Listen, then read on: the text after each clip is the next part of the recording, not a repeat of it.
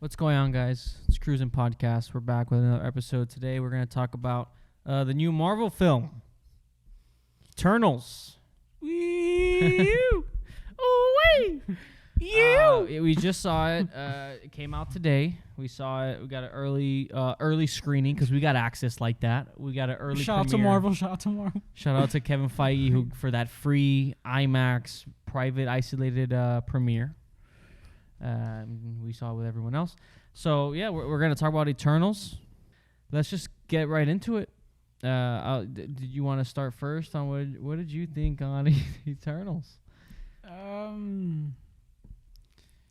Like I had good parts.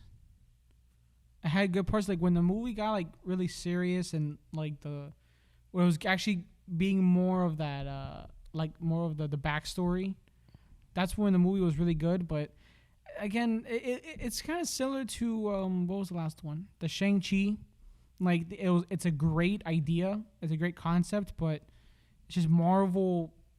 I don't know. I wasn't really feeling it. Yeah, right off the bat, I think the opening scene.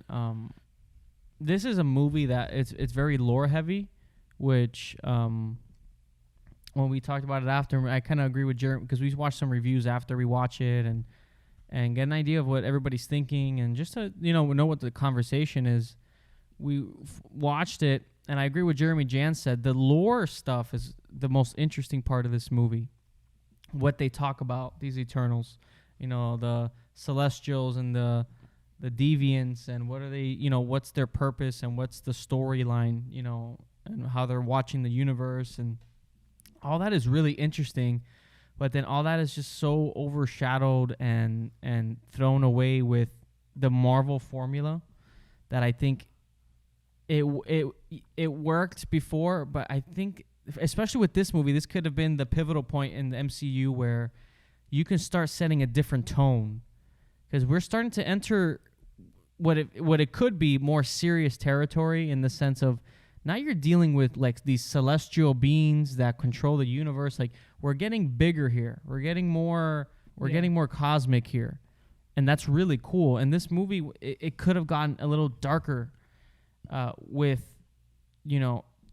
how big this scale of this movie is, in the sense of like, the Emergence Day, the Celestials, which is shot really great, by the way, how they look, and the lore of what they talk about. They have to stand by and let the humans evolve on their own with their little bit of influence here or there, and how they have to just let them fight their own battles and let them naturally evolve. They can't interfere. That's all really interesting stuff, but it's so just kind of cut off with the Marvel formula, like there's a scene, and we're not gonna say spoilers, but there's a scene, right? There's a very like important scene with the characters as they're kind of going through these different periods in time, and one character's kind of they see it differently. One character is kind of sickened by the idea of just standing there and seeing people just fight and get into wars, and that's a really interesting scene. Then we go from that scene to it's like a very dramatic scene. Then we just cut to like this musical part of the movie, and it's very funny, and it's very like, and it just kind of cuts its own tone. Like Marvel gets, it's like getting a little darker, a little bit more lore heavy, and then it's like, okay, let's crack a joke.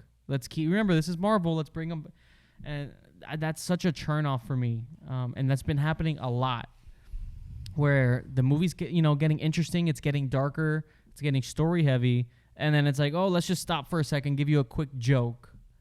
And it's like, it's getting old. And you're getting into cool territory in the sense of where these stories can go.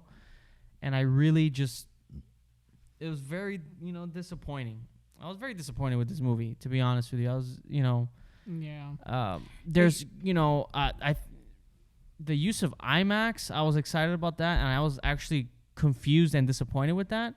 There's scenes here in this movie that are shot in IMAX, like for example, two characters like talking and like flirting in a hallway stairway, And that then was IMAX. I was that was so shot confused. that was in IMAX, but then there's parts of action scenes in the movie that are not fully in IMAX.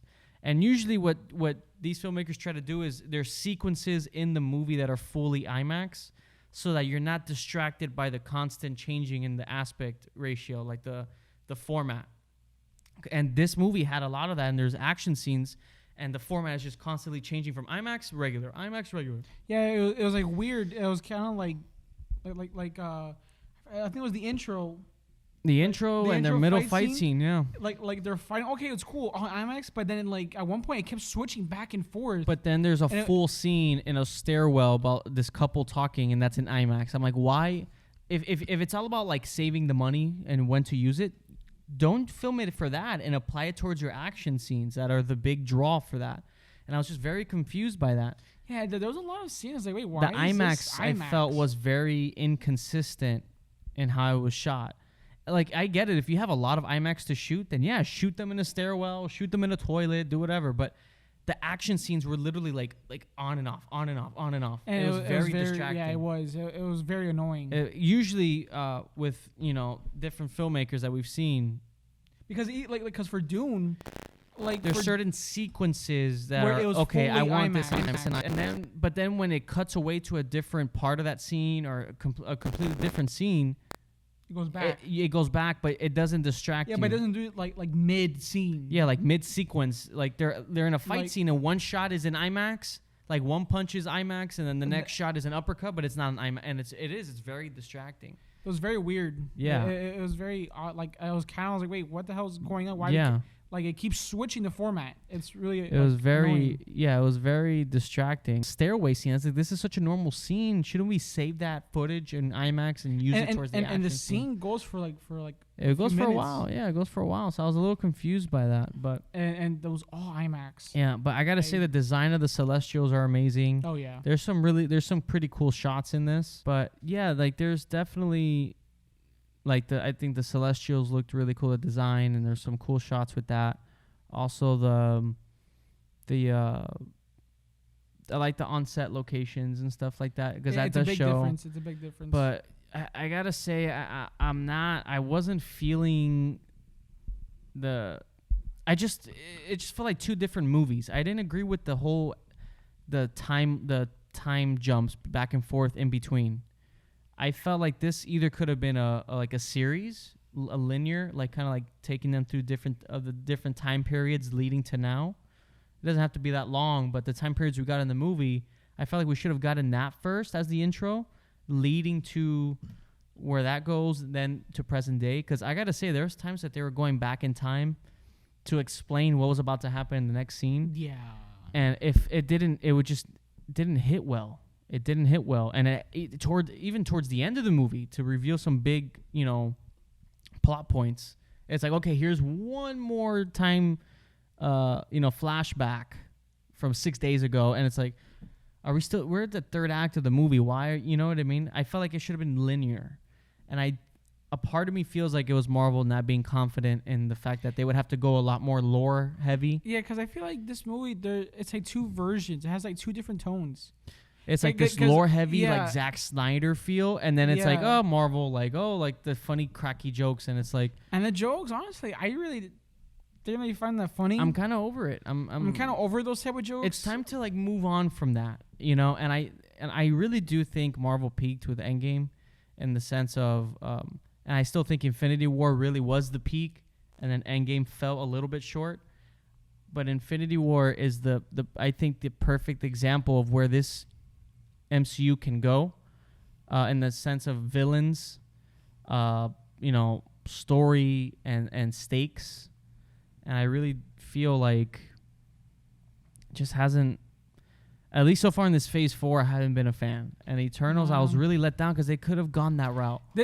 This film, when I was watching, I was like, man, it's true. I think it was Jeremy Jans. Like, this could be a like masterpiece. Oh, it has elements. Because it has elements. Like, dude, this can be like I kind of see like a Zack Snyder Justice League type, like very because when Wonder Woman is talking about Darkseid. Yeah, all the mythology and the lore. Like the backstory. Like I feel like it could have been more of that, But I feel like this movie has two different tones, two different versions. And Yeah.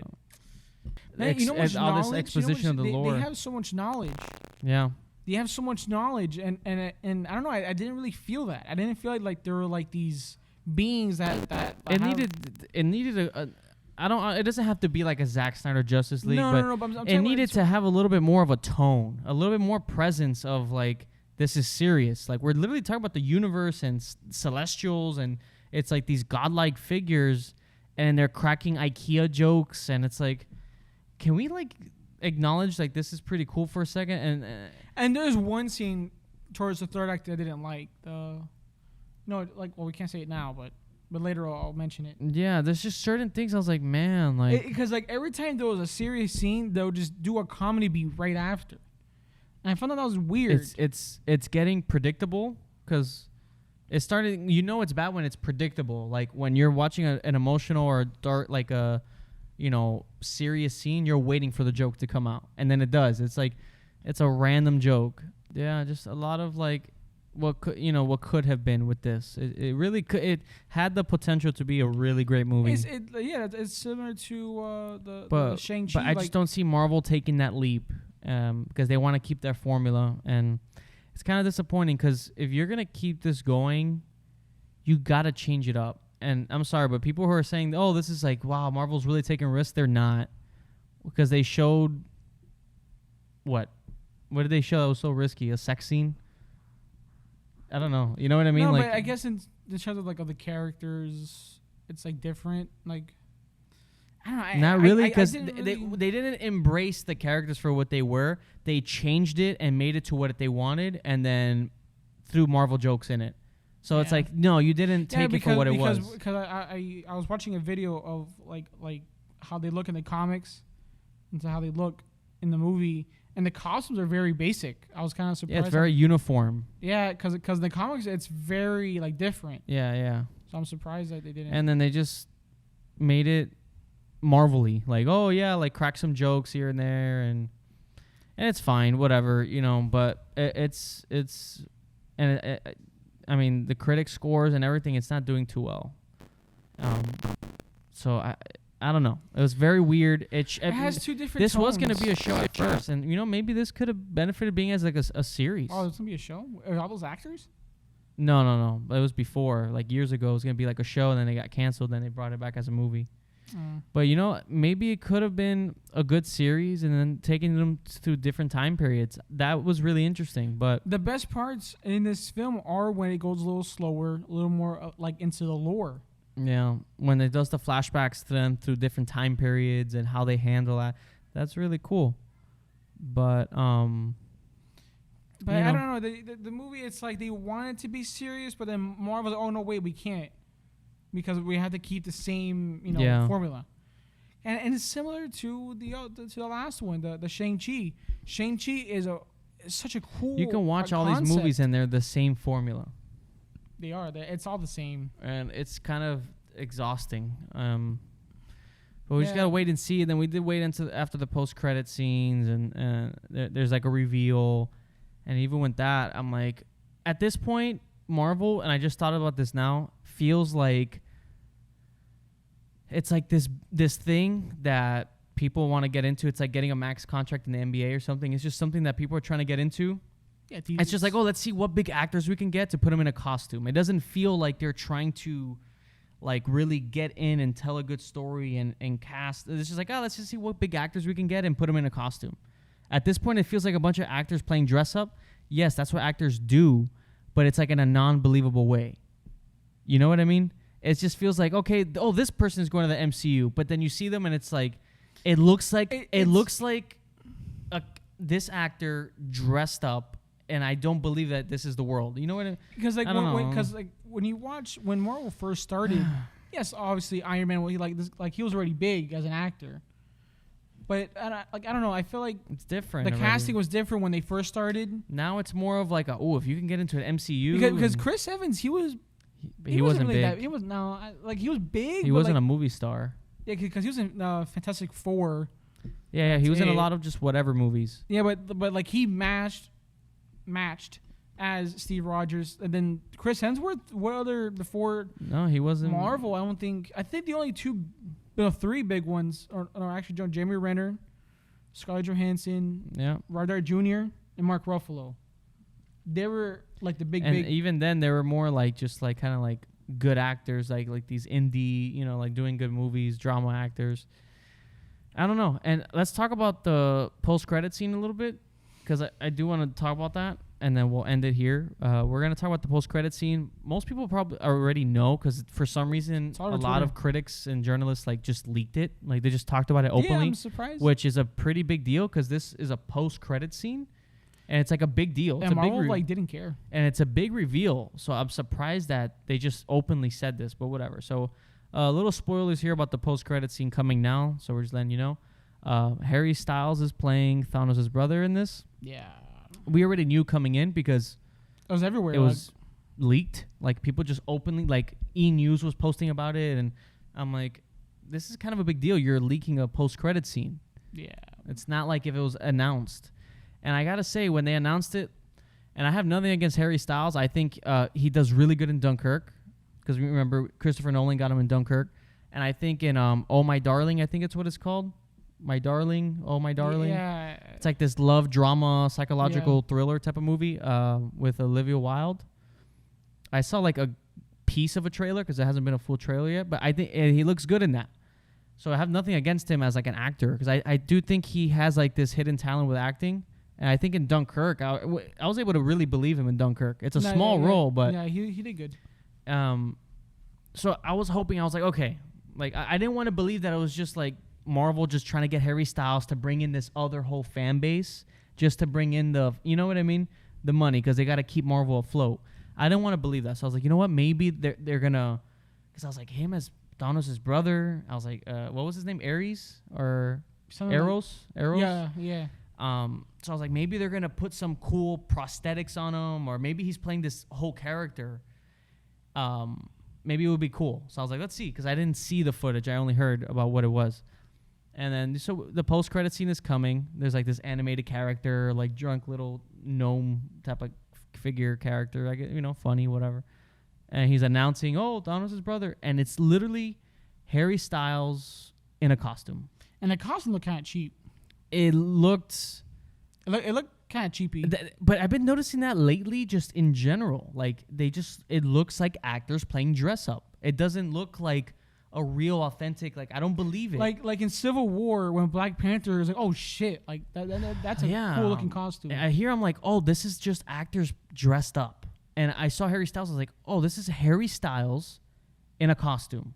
That's all I saw. Like I didn't get any. I thought they were gonna maybe he was gonna look a certain way. You know what I mean? Yeah, like some prosthetic. Like this guy who they just casted for Guardians in the Galaxy 3. Like what was the he's playing Warlock. Right. Yeah. Or whatever. Like just something to make him look more like this whatever he is. I thought it was gonna be maybe like a more mocap or maybe he has like some a mask, prosthetic on some prosthetic. But it's just him playing. It's just Harry Styles in a costume, and I was like, and then I thought, okay, let's see what his acting is like, and then it's like, and I was like, oh, like it's Harry Styles in a costume. He's gonna play like the charming, like funny guy. I was like, don't we have enough of that already? Like the cracking jokes. And no, yeah, that's what he's playing. He has like a little sidekick with him, and it's supposed to be this funny thing. And I see why now I see why Marvel did it, because he's gonna be like the charming, funny guy. That's gonna bring in his fan base into Marvel. I don't think so, because he says he's gonna help them. Yeah. I'm sure he's gonna be kind of like that mercenary, like I help myself, but I'll help you guys because I know where it is, type of thing. I saw it and I was like, it's Harry Styles in a costume. You know what I mean? I hope he does well. I think he's a good actor, but I was like, really, Marvel? Like, this is where we're going? Like, it just, I was like, okay, I guess. I think Chloe Zhao, I think she's a good filmmaker. I know she won an Academy Award for one of her indie films. I know she comes from like the indie film side. Yeah, it's a big difference. It's a big step. And when you jump into Marvel, I feel like you never really have full creative control. No. I really do feel that. So it's not a knock at her or anything like that. I just feel like this is just Marvel's the formula. Movie, like the movie has some good shots. Yeah, Like, the movie, it's like you get any director and throw them in a Marvel movie, unless you're like James Gunn or something, who really, or Taika Waititi, because like they really just put their imprint on things. But I think their style fit what the story was. Yeah, because I feel like with James Gunn, like he has creative control. Because his his style movie. fits perfectly for what Guardians is. Or like you same with Thor. Taika Waititi, revived Thor because Thor was dying in the sense of his movies. Yeah, his movies. I mean, Thor 2 was sucked. Yeah, so he really brought that back. But But now Marvel's like, oh, that works. Let's just keep that going. And then, like, I feel like what's her name? The director. Chloe Zhao. Yeah, if like I'm I feel saying like her name. I don't know. I feel like. I mean, this is me just assuming, but I feel like maybe a little more. She wanted to go a little more serious because the movie just has two tones. It has two different tones. Yeah, the movie felt like, okay, we're going this direction, but don't forget we have to keep it like this. And then it felt like a lot of that. This movie was Because it doesn't matter what director you get, the formula is always the same. Yeah. It really doesn't, Unless except for the Russo brothers, they kind of changed it up. Yeah, and they knew how to balance humor well. It wasn't like that kind of humor. It was very well balanced, I think. It was character driven because humor. it kind of like some of the best Marvel films are kind of like with the Russo brothers. Yeah, it was that because it was Winter different. Soldier, Civil War, Infinity War, Endgame had its flaws, but still, You know why? Because it was more serious. It was a little bit more grounded. That was the best story arc right there with all those. Civil War was a good one. Yeah, so this movie could have been a masterpiece. Like it really had potential. I don't know why. Like it had some shots and just the lore behind it. It could have been really cool. It had potential, but it is what it is. Let's see what Marvel comes with. I don't know where this future of Marvel's going. This Phase 4. There seems to be a lot going on. Because you have Loki doing multiverse and.